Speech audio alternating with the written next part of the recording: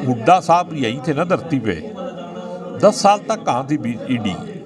क्यों नहीं आई हुड्डा साहब के यहाँ इलेक्शन? मेरे यहाँ ईडी अगर आ जाए तो मैं आपको पार्टी दूंगा, मेरा भी थोड़ा स्टैंडर्ड सा बन जाएगा। लोग उन पर कटाक्ष करते थे कि मंदिर वहीं बनाएंगे लेकिन तारीख नहीं बताएंगे। अब उन्होंने तारीख भी बता दी है और मंदिर भी बन गया है। तो हो गए, इनका एक ड्रामा है जिसकी पोल खुलने वाली है बहुत जल्दी। कांग्रेस प्रभारी का बयान आया था कि शादियां होती रहती हैं, चाहे बुआ फूफा कई बार नाराज हो जाते हैं, तो उसका संदर्भ कहीं ना कहीं एसआर के ग्रुप की तरफ था। कांग्रेस की जन संदेश यात्रा सीएम सिटी करनाल पहुंचने वाली है। उसको लेकर के असंध से विधायक शमशेर सिंह गोगी आज मीडिया के सामने आए हैं। क्या बताना चाहेंगे, सीधा उन्हीं से जानते हैं।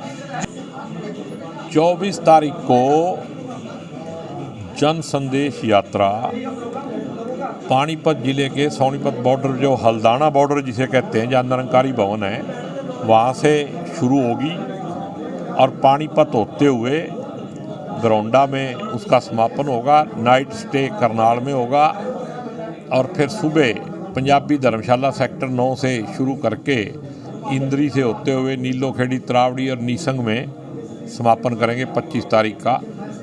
और कुमारी शैलजा, रणदीप सुरजेवाला जी और किरण चौधरी जी इस यात्रा को नेतृत्व करेंगे। एक कांग्रेस प्रभारी का बयान आया था कि शादियां होती रहती हैं, चाहे बुआ फूफा कई बार नाराज हो जाते हैं, तो उसका संदर्भ कहीं ना कहीं एसआर के ग्रुप की तरफ था। उसके बारे में आप क्या कहेंगे? बस देखो, ऐसे है, वो बड़ा आदमी है, जो उसने कहा उसका जवाब भी वही दे सकता है। मैं उस पर कोई कमेंट नहीं करता। एक तरफ राहुल गांधी की यात्रा चल रही है, ऊपर से हरियाणा में जिस तरह से जनसंदेश यात्रा चल रही है, आपको लगता नहीं है, लोग भी कहते हैं कि अब चुनाव का समय है, चुनाव की तैयारियां होनी चाहिए और कांग्रेस जो है वो यात्रा ही निकाल रही है? अभी ये जो है न्याय यात्रा, जो भारत जोड़ो न्याय यात्रा चल रही है ना, उसी का एक पार्ट है कि आगे जिन प्रदेशों में वो यात्रा नहीं जाएगी, जैसे अभी यूपी में भी उन्होंने यात्रा की है प्रदेश वालों ने, ऐसे ही ये यात्रा जो है उन्हीं का संदेश आगे पहुंचाने के लिए, जन जन तक पहुंचाने के लिए किया जाए। अशोक तंवर एक समय में कांग्रेस के प्रदेश अध्यक्ष होते थे, अब वो भारतीय जनता पार्टी में शामिल हुए हैं। आपको क्या लगता है, किस रूप में इसे देखते हैं? देखो, जो आदमी 5 साल पहले चला गया उसकी हमारे को क्या चिंता।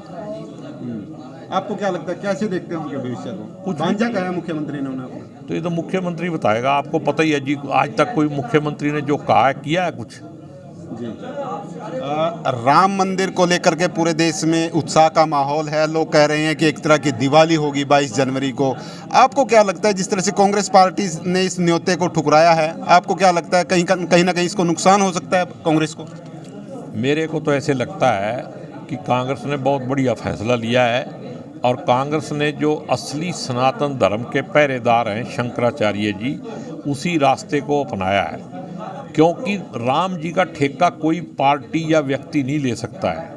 राम जी तो कण कण में हैं, सबकी आस्था के केंद्र हैं और हमारे अंदर भी राम जी, अभी यहाँ हम बैठे हैं, हमारे अंदर राम ही बोल रहा है।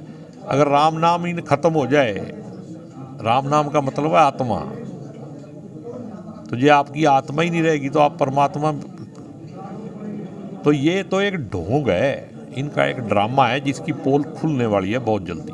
आप लोग ही कहते थे, क्योंकि जो राम मंदिर का मुद्दा था वो भारतीय जनता पार्टी के मुद्दों में शामिल था और आप लोग उन पर कटाक्ष करते थे कि मंदिर वहीं बनाएंगे लेकिन तारीख नहीं बताएंगे। अब उन्होंने तारीख भी बता दी है और मंदिर भी बन गया है, तो इसको लेकर फिर ऐसा विवाद क्यों? देखो, मेरे हिसाब से अगर देश का सुप्रीम कोर्ट है और संविधान है, सुप्रीम कोर्ट का फैसला आया और ये फैसले के मुताबिक भी काम नहीं हो रहा है, ठीक है ना, ये मंदिर सुप्रीम कोर्ट के आदेश से बन रहा है, बीजेपी के कहने से नहीं बन रहा है। बीजेपी तो सत्ता में है, इसलिए सब चीज़ों पे कब्जा कर लेती है। कोई भी काम हो, जो मणिपुर में हो रहा है उसका ठेका भी ले लो ना बीजेपी। जो बिल्किस बानो के साथ हो रहा है, राम राज में ऐसा हो सकता था?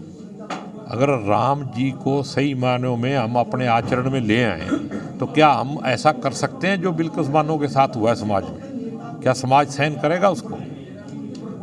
और ये सरकार ने तो मौके पे किया है, 15 अगस्त वाले दिन किया है। ईडी की कार्रवाइयां चल रही हैं। ईडी जिस तरह से पूर्व विधायक हैं यमुनानगर से एनएलडी के, और भूपेंद्र सिंह हुड्डा से भी पूछताछ की है।